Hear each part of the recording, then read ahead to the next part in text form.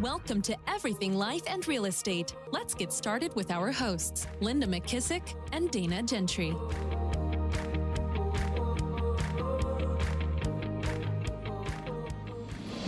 Hi, everyone. Welcome to Everything Life and Real Estate. I'm Linda McKissick. And I'm Dana Gentry. Good morning, Dana. How are you? Good morning. I am great. How are you? Super excited today. I have my dear long-term Twinkie friend, who's been my friend forever, on as our guest today to be our first part of our four-part series about the lessons we should be getting from COVID about health and wealth. So welcome, Nikki Ubaldini. Well, thank you. I'm so excited to be here. I've been looking so forward to this, by the way. One, because I know y'all are best friends, and two, because I just love to listen to Nikki. So I've been like, woo! Well, Nikki likes to talk, so there's no problem. She'll get to listen. In fact, I'm surprised we're friends because when we first met, we were both interviewed on a top producer tape that Howard Britton did for people who were outperforming people in the real estate industry. And Nikki and Gary and Jimmy and I was so weird. One was from Texas, one was from Florida. But yet when you got us together, our lives and our stories of success were so parallel. It was scary. So I'm surprised we became friends because we both like to talk and we both did the same tape. And we should have done two tapes because we both can talk. And that was well over 25 years ago. I mean, actually it was, let's see, my youngest is now 26, and I was pregnant with her. So that's how long ago that was. Yeah, it goes fast. Don't blink. Wow. Yeah, don't blink. Awesome. So Nikki, why don't you kick us off? We would really like people to hear the importance of, based on COVID, we're learning that our health is super important and so is our wealth. And you've done both. So kind of bring us along on your journey why don't you start us out with your health journey, and you've kind of come a long way on that. And then also your wealth. Yeah. Well, it's interesting because unfortunately, the first thing that we all tend to let go in any time, not even just in pandemic time, is when we're busy, we're pushing hard, is we let our health, go. We tend to take care of ourselves second, not first. And when we don't take care of ourselves, obviously it shows up somewhere at some time. Sometimes it's in dis-ease, and that's dis-ease in the body. And or it shows up in stress or what relationships, even there it can show up. So one of the things that I've discovered is I was one of those people who pushed until I fell down. And of course it did show up in dis-ease a couple of years ago. And my whole thought about that was I needed to change my life and change my everything that I did on a daily basis, the way I thought, the way I took care of myself, and really to go back to loving ourselves. I think we tend to not think we're worthy, or think that, it's a badge of honor to work really hard or to be the person that takes care of everybody else. But if you've got nothing left in your tank, you can't really do a whole lot for anybody else. And that was my discovery when I got knocked to my knees with my health situation, caused me to really rethink how I looked at myself, how I loved myself. And when I mean that, loving meaning, what was I doing to nurture me? What was I doing to care for me? Because clearly I got sick because my immune system got beat up. And I, even though I've been a holistic fan for many, many years, I've always gone to holistic doctors and, taken nutrients and things like that. If you don't watch the stress in your world, if you don't control the stress in your world, if you don't find ways to release the stress in your world, you can eat right, you can exercise, you can take all the supplements you want, but it can still happen. Because that is a manifester as well. So what I've discovered is our immune systems are very beaten up by our environment, the environment of with so many chemicals, just in what we breathe every day. One of my physicians shared with me that if you live within 50 miles of a golf course, you are being exposed to all those pesticides that are on the golf course. 50 miles. That was a shocker, because keep in mind, I live in Florida, so there's a golf course on every corner. Yeah. I don't live on the golf course, but there's one within a mile of me, and those pesticides can affect everything. They affect our neurological system. They can cause cancer. They can cause arthritis. They can cause lupus. They can cause any autoimmune disease, because what it does is it sets our body back. So you have to protect your body by taking care of it, doing the right things. So those were some of my aha moments, and that has caused me to be on the journey of, first thing I did was I changed my whole lifestyle. I changed my eating. I'm not vegan per se, because I do still eat eggs on occasion, and I'll eat fish on occasion. And when I say occasion, I mean like, maybe once a month, if that. I was gonna say, Nikki, you did really good, because when we all were in London last year, we were eating like all the little cakes and all those things, and I remember you were like doing so good, and I thought, man, that is an inspiration. I should not be eating this stuff. If Nikki's not eating this somewhere in London, we don't need to eat this either. Understand what I did though. So here's the thing. What was very important to me is I can't deprive myself, because if I deprive myself, then I don't feel good. So when we were in London, that's funny you should bring it up, and we did the high tea, which you all remember, I had already made a decision that I was going to go off my protocol, what I've done with my body, because I don't do a lot of sugar or unnatural sugars. I do fruits and things like that. And I was going to have a bite of everything at least. And I wasn't going to worry about it. I wasn't going to beat myself up over it. But that was going to be, I went to London saying, I'm going to do high tea the way I want to do high tea. I'm even going to do the clotted cream, which I don't do dairy, right? And I thought, because dairy in the United States is a lot dirtier than dairy in other countries, because we pool our dairy. But so so understand, it was funny because I don't do sugar. So I took a bite and I didn't eat all of it. I took a bite or two of everything. I was so sugared out. I had a headache like instantly. I mean, I felt like garbage, but it was fun. I got to do what I wanted to do, and I didn't need to do it again because I knew how badly it made me feel. I mean, and it was just, so those are the things that you have to recognize and pay attention. How do I feel when I eat that? How do I feel the next day when I eat things that are probably not good for me? And it's just making a decision. And, I chosen because I look at it as it's a life or death thing for me, in the sense that I choose not to be sick again. I choose not to have disease happen in my body. So am I as strict as I've been in the past? No, I have my days, and I have found ways to add treats in that are more natural, that make me feel like I'm having like everybody else. But just changing the diet, I lost 45 pounds, and we all know that weight is a huge contributor to illness. And as we were talking before the podcast, that it is definitely found that obesity is it's a pre-existing condition to possibly get COVID. You're at a higher risk level to have that. And, those are all things that I'm just not willing to do. So I was also pre-diabetic, and my father was a brittle diabetic and actually died from diabetes. And I'm not diabetic at all. I am far from it now. All of my numbers have completely reverted.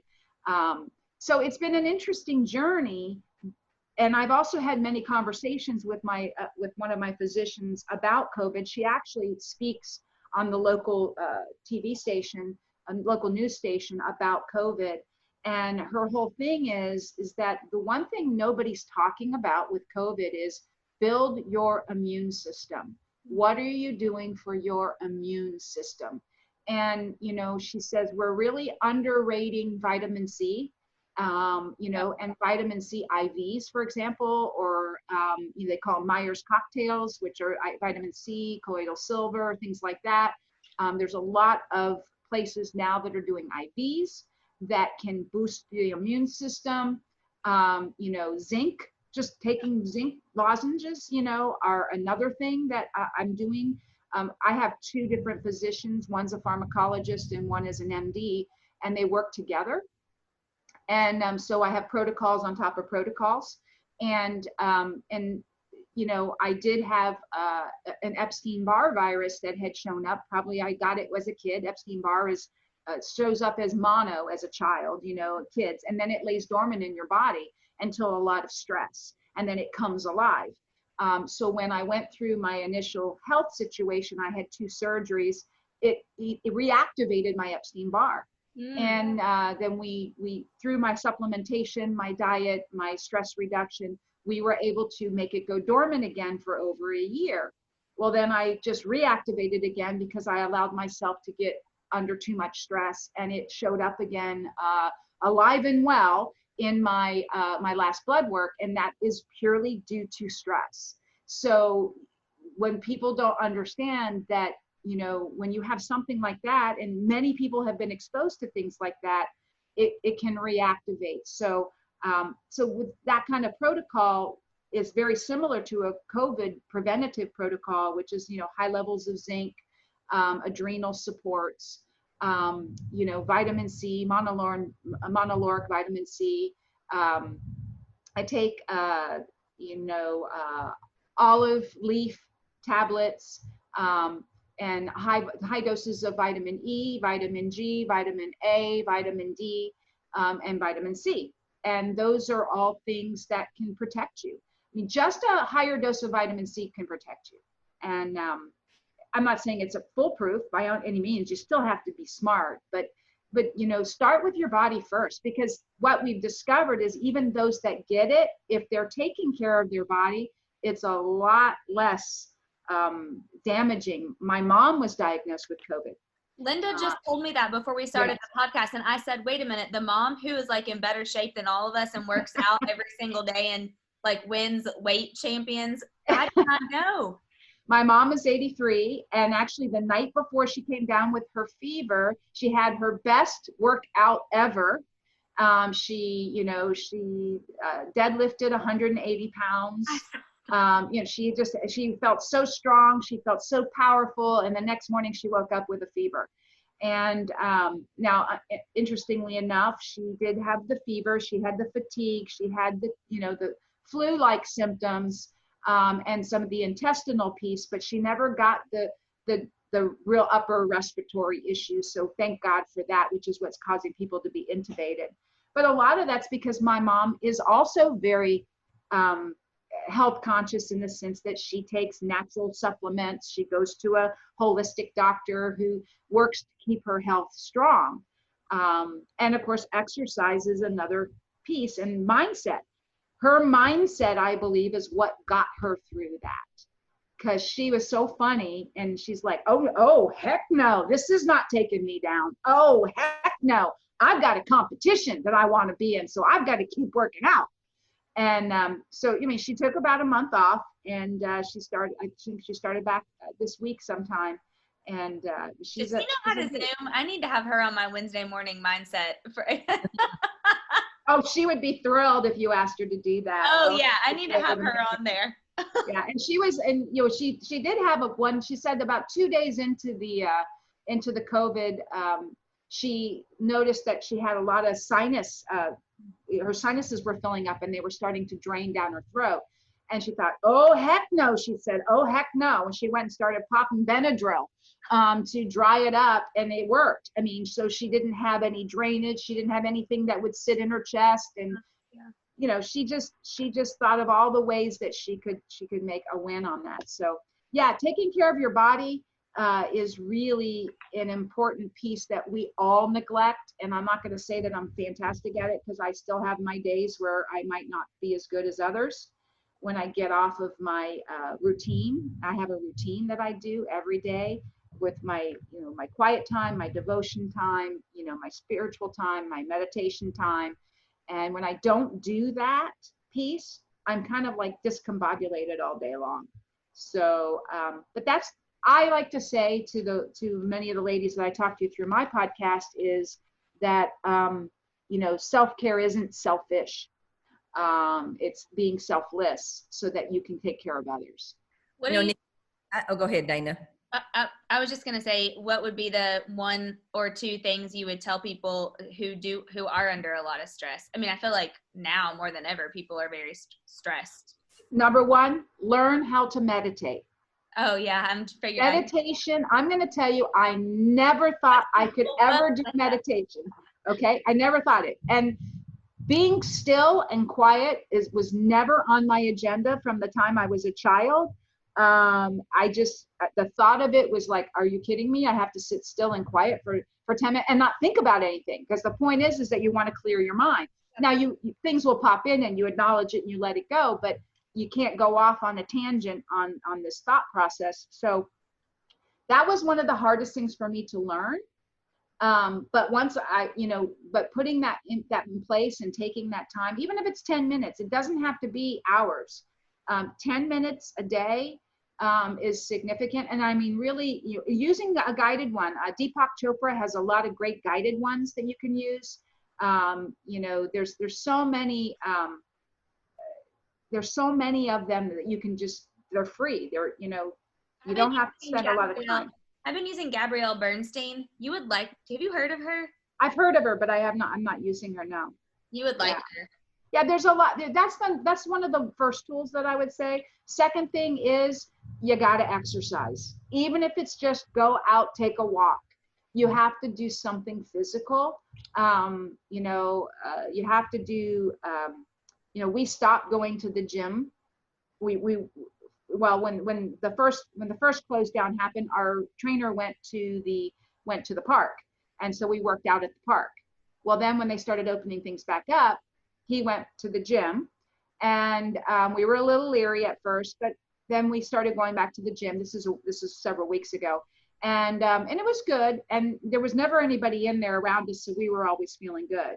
Well, then toward, the last week or so before we were getting ready to go on vacation, people just started coming in our space, and it just made me uncomfortable. So we stopped going to the gym. Plus we wanted to go on vacation with our kids and our grandbaby. And so we didn't want to take any risks. So we haven't been in the gym since the last week of June. And now our numbers are dropping again here in Florida. So we're going to go back to the gym starting next week. But I still did my yoga outside. I have my yoga instructor would come to my house. We'd do it out on my patio, out on the deck, overlooking the water, which was wonderful. And so, we would walk, we ride our bikes, we do whatever you can do to get that heart rate going is important. Nikki, I want to tie in because, here's the thing I know for sure. And this is the piece I think people miss. Building wealth takes you starting a long time ago. Right. You don't understand how important the money will be later. Right. The truth is you have different options when you have money, when something like this happens, and the route and the possibilities you can take. And you and I have seen both. We've seen people that didn't have money or to do those kind of things. And so talk to us about how is being able, because you've worked 20 plus years on building your wealth. I mean, I remember when you hit a ceiling in the real estate business and I thought, we're about to lose Nikki. She's done over this. And so you took a different route, left the team to Gary to run, and you started working on businesses that would build wealth. So talk about how important it is, the things you did back then, and now because of that, you have options, and how that wealth played into the options that you have when life gives you an unexpected like you had in your health crisis. Well, one thing I have to say is because I was raised in a poor family, by a single mom, I always swore that I did not want to have that life. So it started with my mindset that I did not want to live paycheck to paycheck. That was very important to me. And, the second thing that I think, and I'm going to go way back, Linda, is that I chose a partner, my husband, who also had that same mindset. We had the same beliefs, and we had the same mission as far as not ever being a slave to a paycheck. We chose to work hard, and I can tell you from back in the days when I was making, $250 a week in the entertainment business, we were putting away money. We were taking a portion of our money automatically and putting it aside. We were saving money when we didn't even really know what we were doing. We were just, we did not ever want to have an emergency that we didn't have money for. So I know Dave Ramsey talks about creating the emergency fund, and we did it without really understanding that. But now there's so many great people out there that give you a plan of action, to where do I begin? And, Dave Ramsey's is, you start with, you got to have an emergency fund, and you got to get rid of those, credit cards. And we were always big on not using credit. If we couldn't pay it off at the end of the month, like we only used it to build our credit, not because we needed the credit, you know what I mean? And so we were great savers for what we wanted. The other piece is that, and I'm going to give a lot of credit to my husband in the sense that he always thought for the future. He always thought, what would it look like when we don't want to work anymore, or maybe we're not able to work anymore. So our retirement accounts were started very, very early.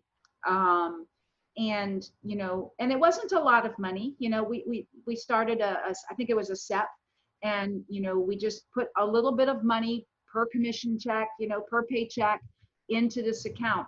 And there's a great book that helps people set things up like that, and it's called The Automatic Millionaire by David Bach, B-A-C-H, The Automatic Millionaire. And he just talks about, it's a great short story, a parable, and how to put systems in place that are automatic, that will, over time, it's about becoming a millionaire over time because you did all the right little things in a row. And you made it automatic. So when you don't think about it, it makes it easier. And I know you've done the same, Linda, where you said, okay, this much I'm going to portion every single check over here. And we learned to save, we learned to invest, and then we learned to use what we had, and we also funded vacations, and then we also had our money over here for our lifestyle that we wanted to incur. We learned to live below our earnings, and we didn't go out and buy a new car every 2 years. We didn't do those things. We were frugal in the beginning because we knew that we wanted to live our lives differently later on. So I think making things automatic is really a strong step to being successful, because compounding of money is how you succeed and become very wealthy. Too many people, Linda, during this COVID, businesses, the sad part is I'm looking at all these businesses that are closed. Why are they closed? Because they were undercapitalized, because they didn't have enough reserve money. And that's no different than everyday people who might got laid off or temporary laid off, or partially laid off or whatever. If you don't have reserves, which is that emergency fund, if you don't have reserves, you really are setting yourself up for failure, because we never know how many of us thought we were going to have a pandemic that was going to last months and months and months and months. How blessed were we that we were on an international trip to Israel. We come home, and the week after we're home, the whole country shuts down. Yeah. Yeah. And for many people, it was like, oh my God, I'm going to lose my job. But when you have money, you have options. When you have reserves, you have options, and you don't make bad decisions. When you don't have money, you make bad decisions. And I believe that people don't understand that every dollar does matter. So even if you took, 20 cents of every dollar and you put it away, when you say it like that, it's not that big of a deal, 20 cents of every dollar. Okay, 20 cents of every dollar is going to go over here. And it adds up quickly. Very quickly. Yeah, that's exactly what y'all said when you and Jimmy just talked to the top 20%, and we're going to air that episode. And I wrote down and circled that Nikki said automatic 3 times. Y'all said it like 6 times when you did it. And that's so smart, because most entrepreneurs have the profile to not do it unless it's automatic. And so Well, it's gonna exactly. Exactly. And people that want to succeed find systems to succeed in. Yeah. And because we can't be the best at everything, and I am not the best at the financials. I mean, my husband is great at the financials, and we have the same goals, we have the same belief system that certain amount needs to be put to the side. Now we have grown children that we're teaching these same rules to. And one of my favorite lines that I taught my children was, if you don't understand the rules of money, you don't get to keep it. Mm-hmm. And money has rules. Money has rules. And it's funny because our youngest, who has a boyfriend, and his brother, they rent from her. She owns her own house, and they are her tenants. And she made them sign a lease, and she made their mother co-sign so that guaranteed their lease. But she says that to them regularly because they weren't brought up that way. They didn't understand the rules of money, so they don't make the best decisions sometimes. And it's not horrible decisions, but just not the best decisions. And she always says to them, I heard her say to them, well, if you don't understand and respect the rules of money, you don't get to keep the money. And so it's great to hear your children talking like that, and going, well, I've got this much set aside over here, I've got enough to get me through this, and they're always thinking about putting a certain amount away. Same thing with our oldest daughter, that they just went to the Dave Ramsey plan, the financial piece, and they just started doing the envelopes. This much, if we want to buy this, we put it over here. This is for household. This is for, we pay off our debt. They don't have any debt. I mean, it's wonderful other than a mortgage. It's great to see young people starting with no debt. Mm-hmm. And you can set your kids up that way too. Many states have prepaid college funds and things like that you pay a nominal amount. I know the state of Florida, it's nominal if you buy it when they're babies. You can set your children up for success. You can set your grandchildren up for success for things like that.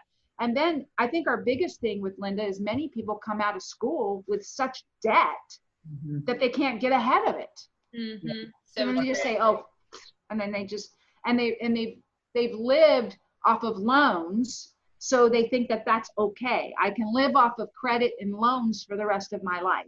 And that's just the wrong attitude, but that's what our world tells us.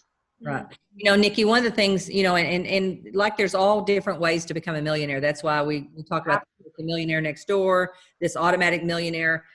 And then the other way for some people, and depending on who the person is, it's about looking and finding those big commitments that are scary, but you take them anyway. The one thing that I noticed that you did really well that most people in real estate don't do, Nikki, is they get to a certain level of success in production and they don't look up and say, where's my next opportunity? What skills and talents or what opportunities should be mine or should be a door that opens for me if I'm willing to walk through it? But you, on the other hand, you did that. You kind of hit a ceiling in the real estate business. You guys were top in the state of Florida for sales.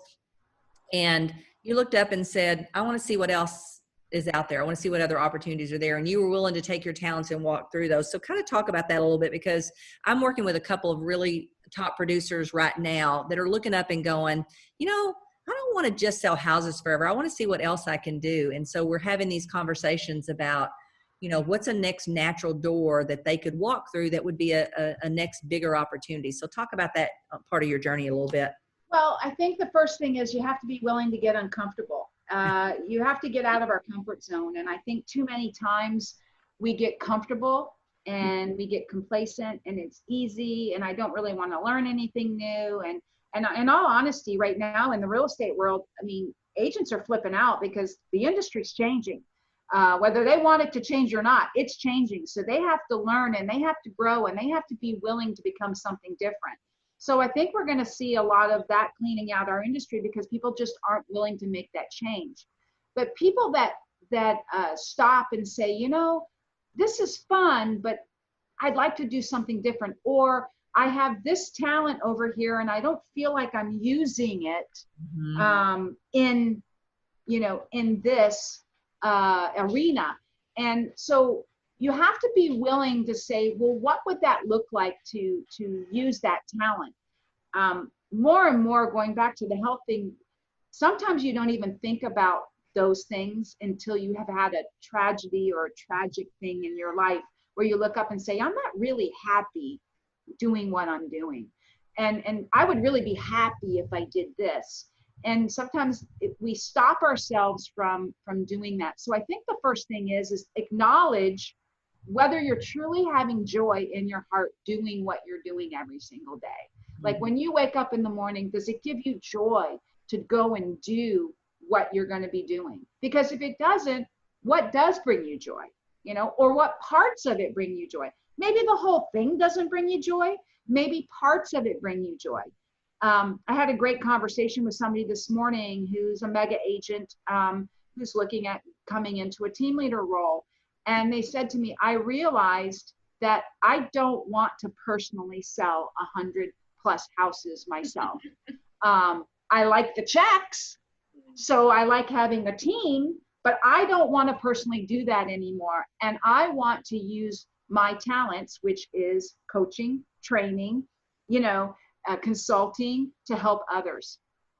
So I think it's like you said, Linda, it's having that first aha that, am I truly happy doing what I'm doing? Or am I just doing it to get by? Or am I doing it because I'm comfortable? Am I doing it because I'm afraid I might fail in something else? And I think it starts with your mindset. And, there's another great book that I can share with you, and it's called The Secrets of the Millionaire Mind. When I read that book, it was like so amazing. And that's by the letter T, Harv, Harv, Eker, Eker. It's The Secrets of the Millionaire Mind. And he is, it just really talks about, it all starts here. It all starts in our brain, in our mindset, and how we think about money, how we respect money, how we appreciate money, and understanding what money can do for you and for others. There's so many, one of his things he talks about is many people are raised with money is the root of all evil. Okay, well, no, it's what people do with money that's the root of all evil. True. So, money can be the biggest blessing in the world if you're using it for the right things. So that's how I look at it, Linda. It's about making those decisions first of what makes you happy. I was not happy at that time when I hit that burnout wall, like you said, but I knew what I liked to do. I knew that I like to teach, I like to train, I knew that I like to help others succeed, and I found a way to do that within my world of real estate. And so sometimes there's that opportunity right within your world, you're just not seeing it. Yeah. And there was a lot of skill set that I had to learn too, though. Yeah. A lot of pain. No, and just a couple of the mentions of things that you did. You opened offices. You wound up opening and servicing and building the South Florida region. You own a title company. Talk to us about what in the world made you think you should own a title company? I mean, where did that even come from? She's Nikki. What do you mean? What made her think? We own 3. We don't just own one. Okay, just like we own 3 market centers and looking at our 4th.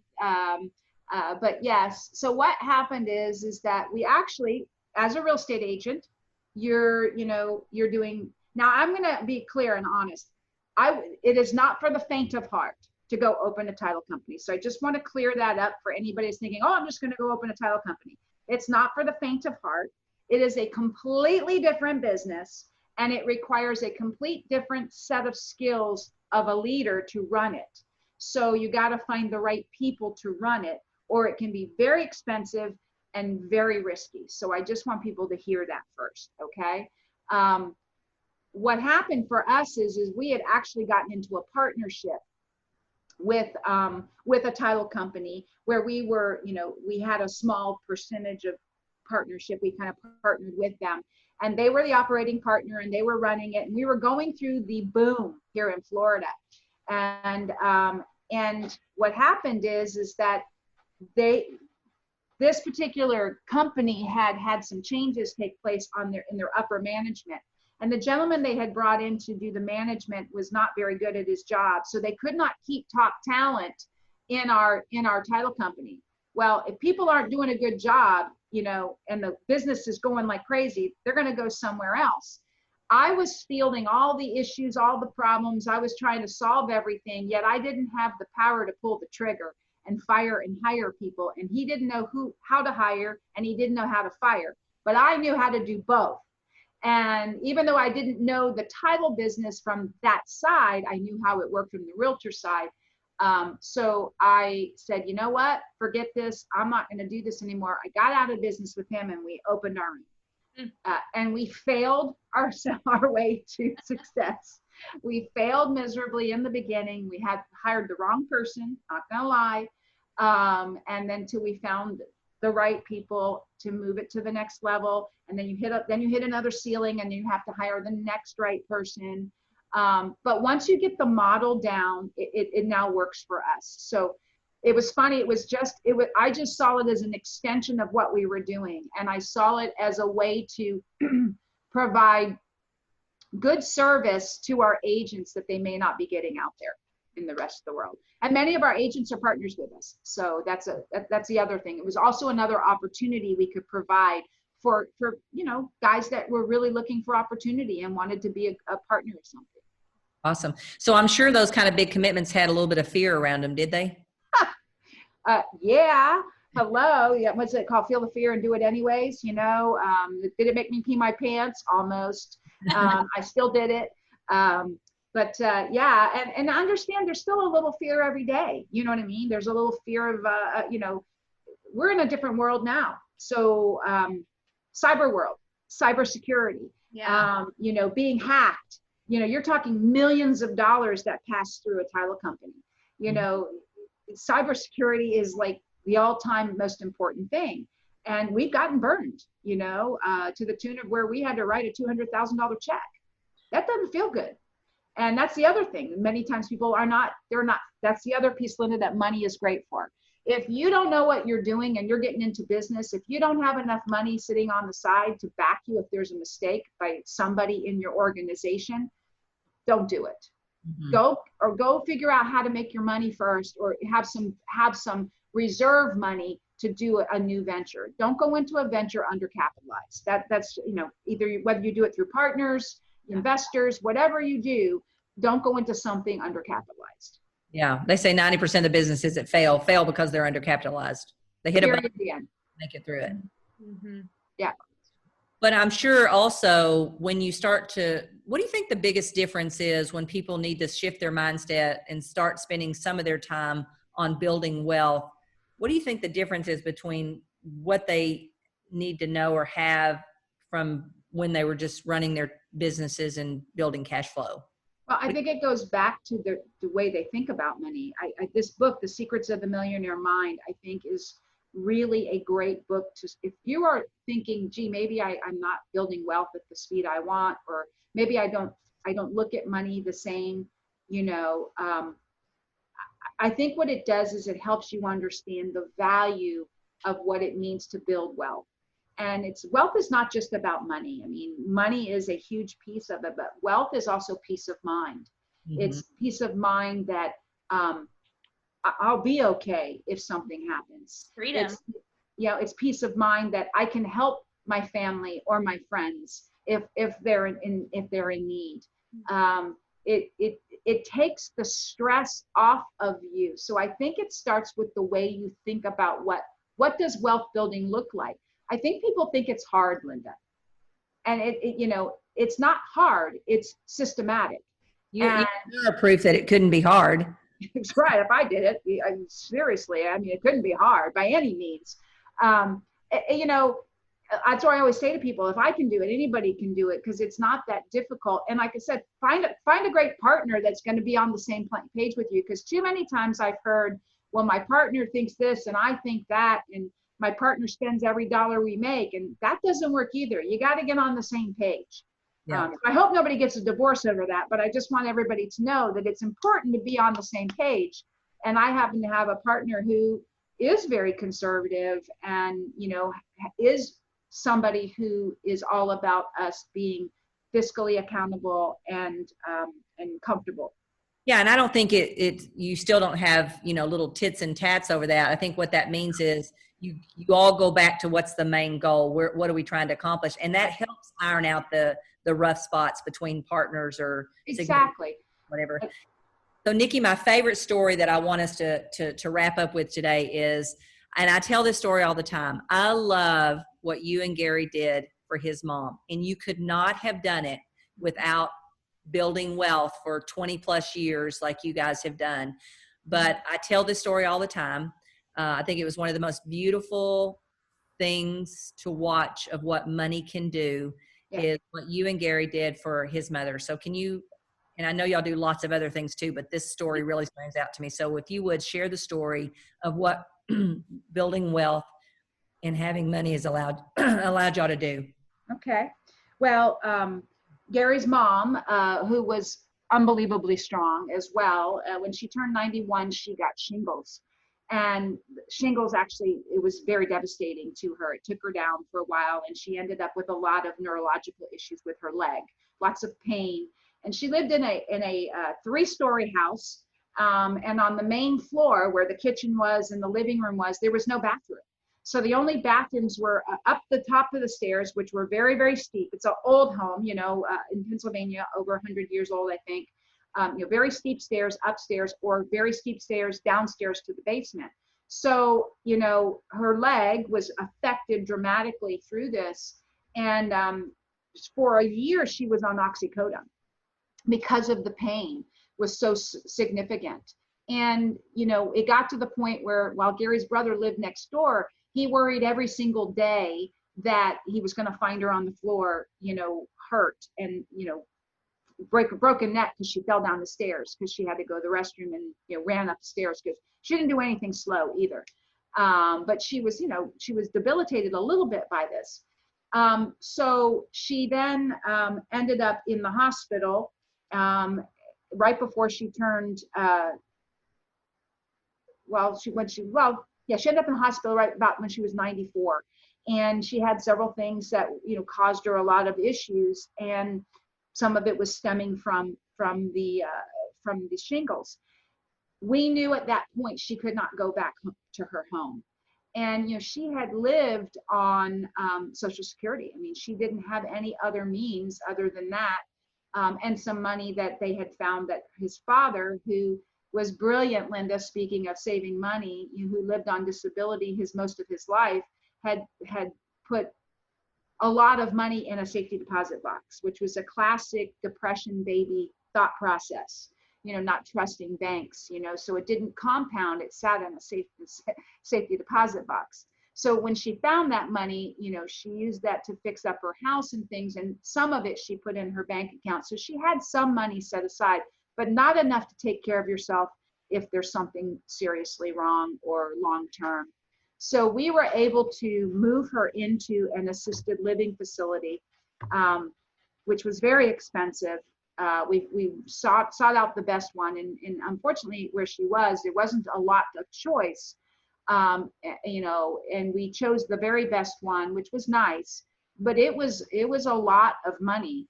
It was like $4,500 a month, I think. It was a lot. That was just for her room. Quickly we realized that she was not good by herself, and it wasn't she needed companionship, and because she was a little bit debilitated, she would fall, and we were afraid she was going to break her hip, or she broke her wrist one time. She got a black eye, and she was getting very anxious and frustrated by herself. So we brought in caregivers. They weren't medical, they were just caregivers to be there to help her companionship. We started with 12 hours. That wasn't enough. She fell. Then we went to 19 hours. That wasn't enough. She felt in the time that they weren't there. So we ended up 24 hours a day. So do you do the math? 24 hours a day at like $20 an hour. I think it was between $18 and $20 an hour that we were paying for 24 hours a day care. It's a significant amount. So what it allowed us to do, and I have to say, we found 3 of the most amazing angels to take care of her. We were so blessed. She loved them like her own family. And to this day, we're in touch with them. She passed away over 3 years ago. And it just allowed us to give her peace in her last couple of years, where she had somebody taking care of her for a change. Her whole life was taking care of other people. And her girls, as she called them, they loved her and she loved them. And it was a blessing that we were able to do that. And at the same token, we were looking at my mom, knowing that she was going to need to do that. Like, we purchased a home, so my mom had a place to live, and she paid a rent, but it wasn't enough really to cover, you know, it wasn't what we could get out in the open market, but she wanted to pay rent. Same concept. And then my mom, we moved her into an assisted living for a short period, actually an independent living for a short period of time. And that allowed her to get her bearings when we lost my sister. I'm so thankful my mother was there and that we had the ability to do that. And Linda, just talking about wealth building, just to share that story about my sister was that automatic millionaire. She put money away, she put money away, she put money away. And when she passed away, she left all of that money to my mother. And she left my mother a millionaire. Wow. Yeah. So you have to understand that it does matter. Yeah. All that you do through the years matters. And my sister didn't make a ton of money. She just was smart. She made smart investments. She put money aside. She always had, she still traveled. She had her own beautiful home. She had things that she wanted. She just was smart and thought through. She had a great millionaire mindset, and it was all over time. So that allowed my mom now, who is living her best life in her 80s, powerlifting, something she's never done, just bought her own little villa, put new floors in it, did what she wanted to make it hers, and is proud to say, I'm a millionaire. I love that. Oh my gosh, it's the best story. Great story. I was blessed to get to watch that from afar and watch Gary's mother just come back to life and have, I don't know, several years of her best life ever. No doubt. We would not, she was almost 98 when she passed. Wow. She was in the hospital at 94. We got those extra years because of those beautiful caregivers that we believe were just angels, that we were blessed that they were in her life. And as I said, they're still in our life because Gary still communicates with them on a regular basis. So, So wonderful. Another great reason and an example of why people should spend that time and energy to build that wealth, whatever way you do it. And you've given us several examples there with the automatic millionaire and things like that. So Nikki, how can people find you and follow you? I know you've got a great podcast and a great organization that you put together. So how would our listeners find you and follow you? Well, the name of my podcast is We Are Women Empowered, and you can go to Apple Podcasts and you'll find us there. And we drop about every 2 weeks. So hopefully you'll join us. We're usually on the 7th and the 21st of every month. We have a new podcast, and what we do is we're talking about healing your souls, everything is autobiographical. So I believe that when your personal life is in order, your professional life is in order. So we talk about the two combined, and we talk about health. We interview doctors, we interview holistic doctors, we interview nutritionists, psychologists, people that are doing Reiki healing. So we have all kinds of different stories. Sometimes it's just me sharing some of my learnings and my experiences, and I've learned a lot through the years, but it's been fun, and I've watched a lot of women's lives change, because the whole point is women taking their power back and remember that they have to take care of them, and they can do and be anything they choose, but they have to take care of themselves first. And they have to learn to love themselves, and they have to learn to trust themselves, and they have to learn to believe that they are worthy to have that opportunity of success. Awesome. Thank you, Nikki. Can they join your Facebook group? Absolutely. Just seek us out. It's called We Women Empowered. It's a beautiful butterfly emblem. It is a private group. We're just trying to keep a bunch of weirdos out because, you know, we do Zoom calls, and we're finding that we've been Zoom bombed before. So if they want to join us, just ask to join. We will absolutely let you in. We're going to be going public with it because we're locking up our Zoom. But yeah, look for us at Women Empowered, or We Are Women Empowered, and my name is on it. Awesome. You know, Thank Linda, before we wrap up, I want to give a little bit of gratitude to both of you guys, because I was just sitting here thinking, and the thing that I love about you all is, one, you just have, both of y'all have such great energy, and two, you share every single thing that you learn and that you have built over the years. And I love that, because I was just sitting here thinking, I think it's been 6 years ago, and you guys may not remember this, but I brought a guest to Tampa. Yeah. I remember it. And I sat in the room with the four of you guys, and I was in a horrible place. I was in a not good marriage. I was in a not good financial place. I had one stream of income. I wasn't super happy with what I was doing. And I remember just talking to you guys and Jimmy and Gary, and it really, I mean, I don't know, it was a catalyst to a lot of things. But now I'm thinking 6 years later, and I have 8 streams of income, and I just love learning from Linda all the time, and Nikki, you too. And it's like, that's really what it's all about. I mean, you guys aren't people who just hoard it. You go and give it away to everybody else. And I want our listeners to hear that, because not everybody is like that. And it's a blessing to be able to have people in your lives like that. And what a blessing that you guys have that in your friendship, and you have for 25 years. A lot of people can't say that. Yeah. Well, you know, I just want to note something that you just said, Dana. You just said that in 6 years, you went from all of those things that were not making you happy to now I think you said 8 streams of income. Yeah, it wasn't a lot of time there, Jim. It wasn't a lot of time. You made a decision, and you started taking the steps, the action that was necessary. So I think that's the key, Linda, right there. You make a decision, and you take the action steps. Absolutely. I love it. Love it. So many great things about that you can take from that. So thank you, Dana, for sharing. And remember, we're going to do this series on wealth and health over the next 4 to 8 weeks. So if you have a question about either health or wealth, be sure and submit it to us at info@everything life and real estate. And we'll be happy to get those questions answered for you.